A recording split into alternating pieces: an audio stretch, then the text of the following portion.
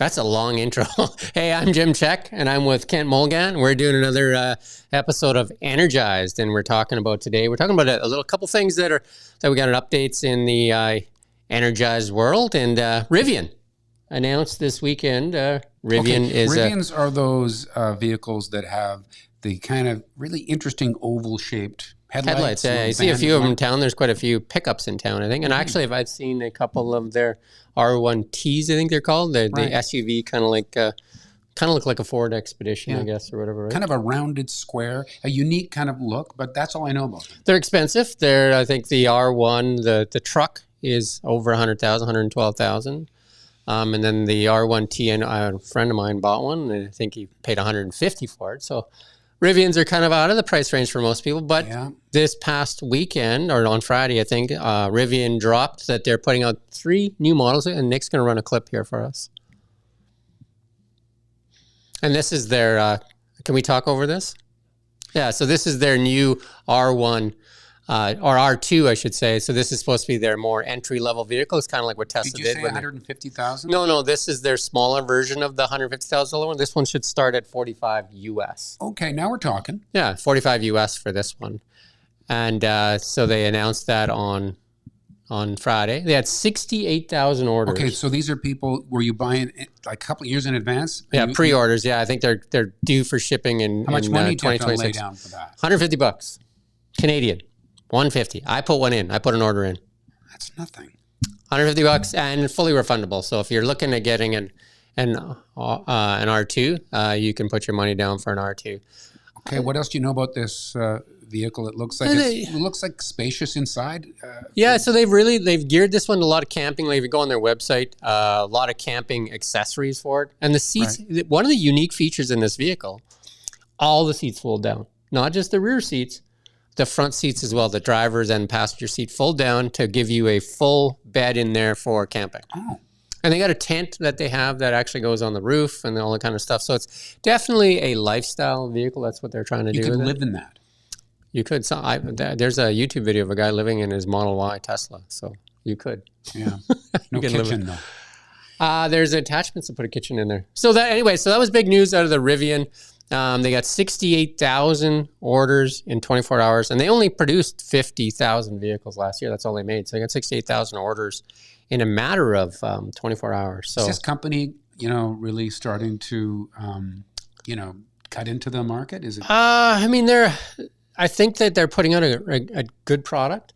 They're definitely losing money on each vehicle. They're definitely in the, scaling. They're in that place. And this is where they say they need to scale, and no different than Tesla. This is one Bezos is involved with. He's got some money in it for sure. He's one of the richest people in the whole world. He's got some money in it. So he can afford So when Tesla's model was, they built the Roadster, and they used the money from the Roadster to build the Model S, which is, still a low production vehicle. And then they used that money to build the X, still a low production vehicle. So some of these ones that are just pricing me way out. Yeah, they're low production vehicles. Use it to get to the point where he built the Model 3, which was a high production vehicle. And then after the Model 3 came the Model Y, which is now the best selling vehicle in the world. Not EV, the best selling car of all cars. The Model Y is. And again, because of price range in Canada right now, a Model 3 and a Model Y, they're the same price right now, the Model 3 and the Model Y. They're $53,990, less $9,000 in the US if you qualify. So $5,000 off on the Fed credit, and then $4,000 on a BC credit if you qualify. So it's 40-something. Yeah, for a brand new Tesla. So they are come down in price, and I think Tesla's goal is to make this new Model 2, I think they're calling it, and they're trying to do $25,000. So that's the goal of that one. So they're trying to bring the prices down. So wow, good news. So we also did a show, you and I did one a little while back, and we talked about used EVs in BC. Right, yeah. No tax, right? No tax if you buy it privately. And then you came to me today and you said you saw a Chevy Bolt. Yeah. And then Nick's got some pictures here to show you.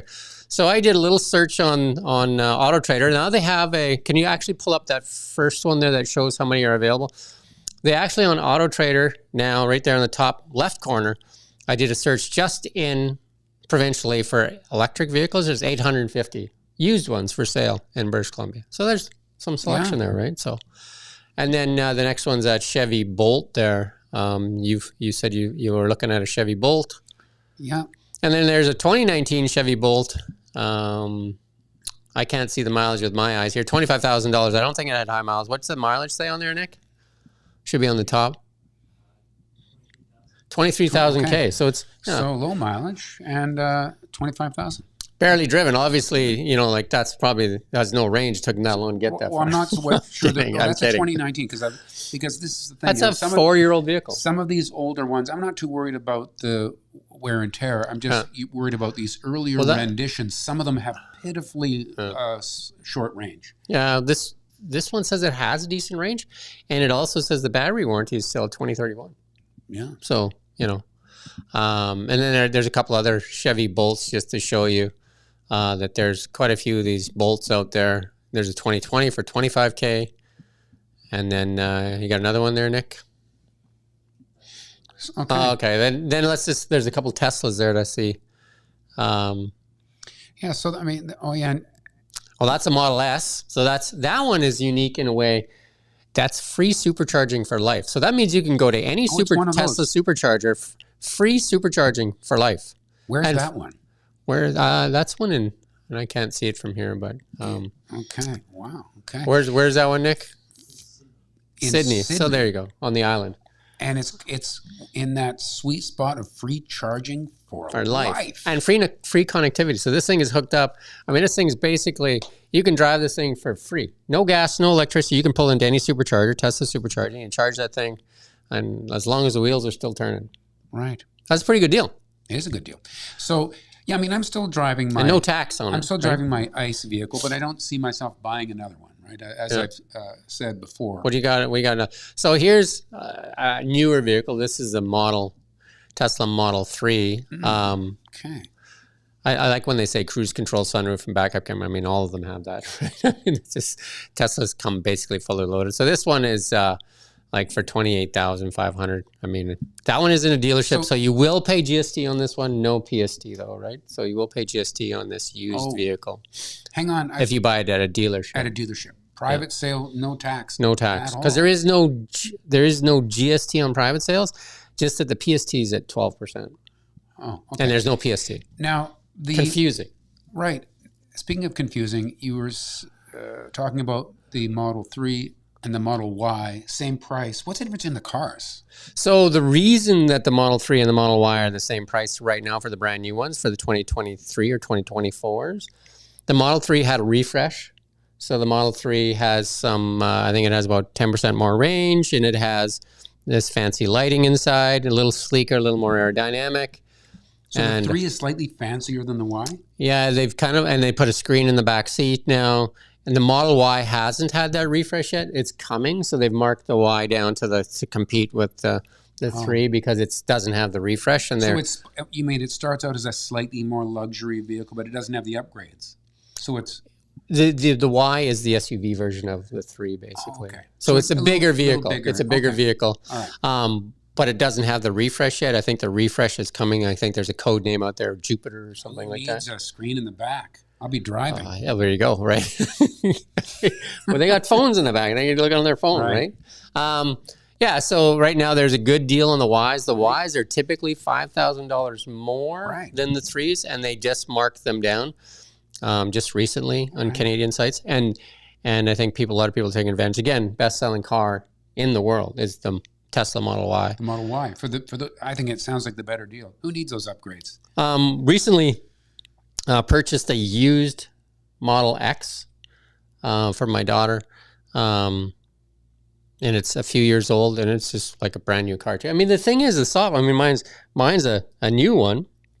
And the software inside of the 2020 is the same as what's going on. That's the thing about Teslas is they update the software. You get everything that's in the other one. But in general, we're talking about the fact that you look at these prices and then factor into it. Once you buy a vehicle, you got to maintain that. And overall, what's your feeling in terms of if you keep a car for a decade?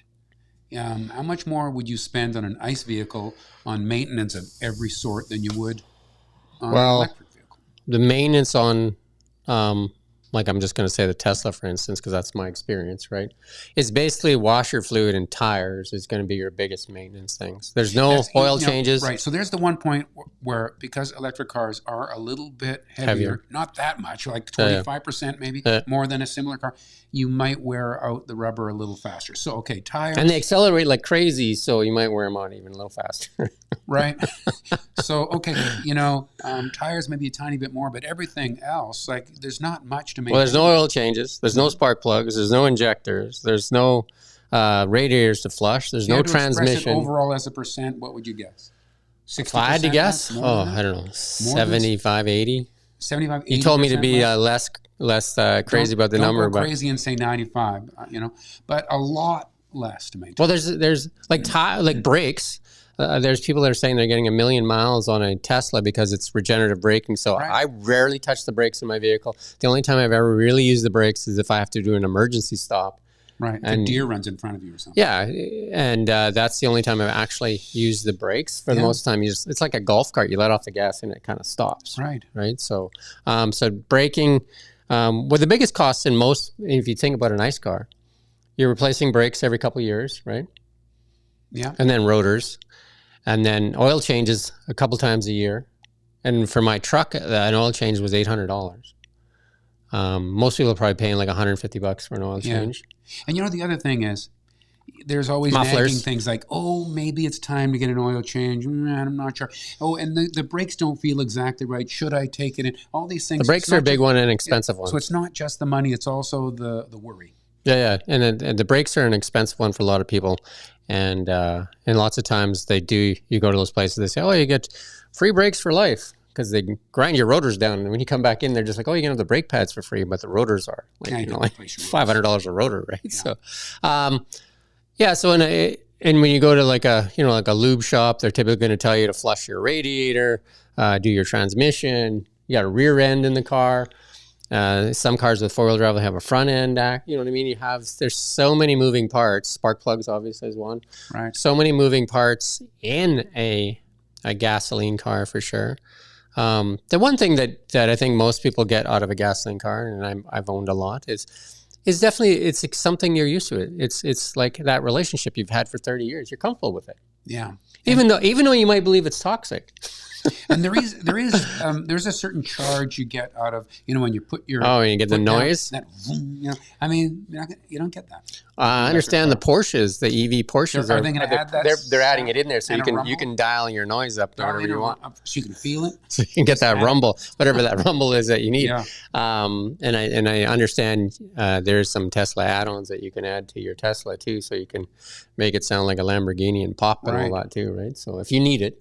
But again, I think the things we want to stress, though, there's 850 used vehicles that if you buy privately in BC, they're not all private, but if you buy a private used EV, you'll pay no tax, and that can be substantial savings. And even on, $25,000, you're saving. Including that Model S in Sydney. That's a oh my God, that's a screaming deal. If that thing can run for a while, that's basically saying if somebody sold you a car and said you have free gasoline for life, right?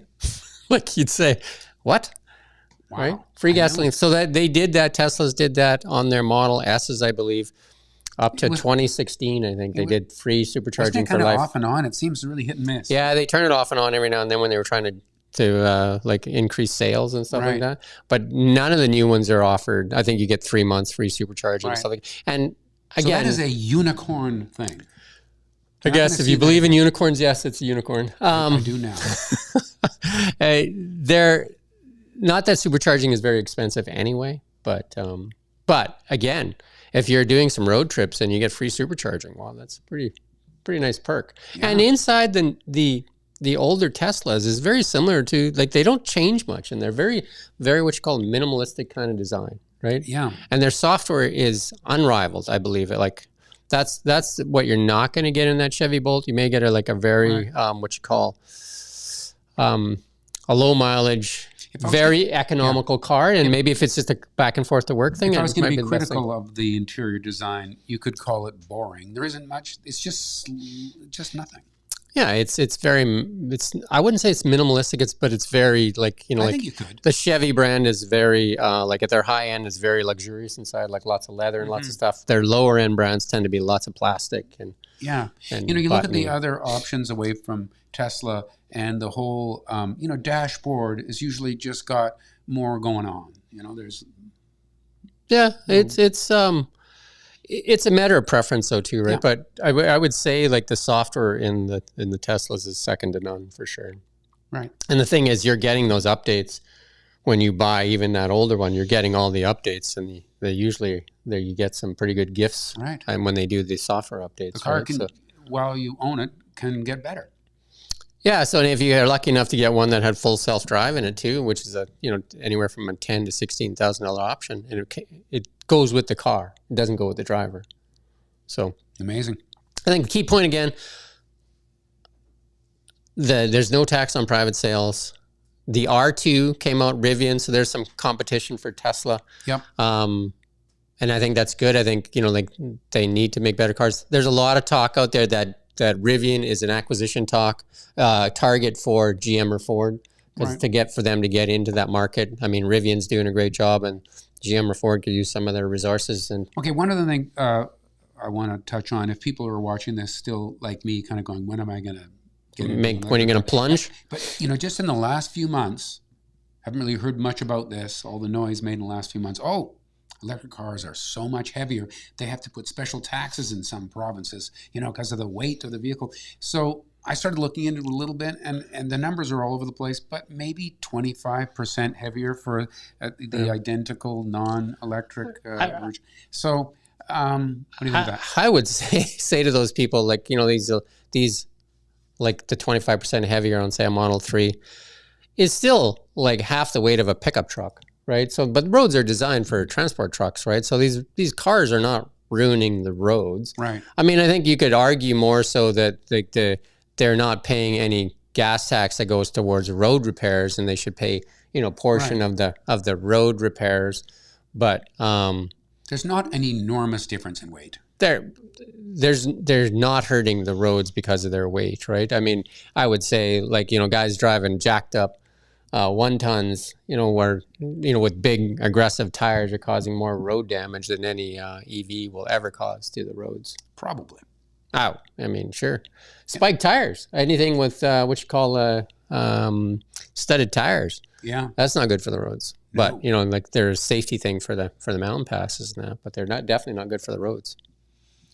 All right. Well, it was, it's more and more, there's used electric vehicles that, so are we going to do a pool? When's Kent going to pull the trigger and buy himself an EV? I would recommend buying a used one for sure. Right now, like there's that advantage in buying. You get the depreciation's kind of like already been kind of taken off the table. I am actually going to the island this weekend. Maybe I'll pop up to Sydney. I think there's take a look at that. Like a red Model S for sale. Free supercharging, and I can tell you that Model S is all-wheel drive car too. All-wheel drive. Do you know what I mean? Mm-hmm. So how do you get an all-wheel drive car that has free fuel or energy for its whole life, and a battery is even if you have to replace the battery in that thing, they're about $10,000 to $12,000 in a Tesla. I phoned the Tesla dealer. Right. Well, yeah, that was another one. Just think about that though. Free fuel for life. That is appealing. It's probably going to be gone now. Somebody's going to buy it. I know. That's in Sydney. It's red. It's red. Your wife loves red. I don't. And what was the mileage on that? Who knows? It's a good deal, whatever it is. Yeah, anyway, how long do you let these things go on for anyway? I think this is long enough anyway. Let's kill this. Let's wrap it up. Okay. Thanks for having me on board. Hey, thanks for watching Kelowna Now.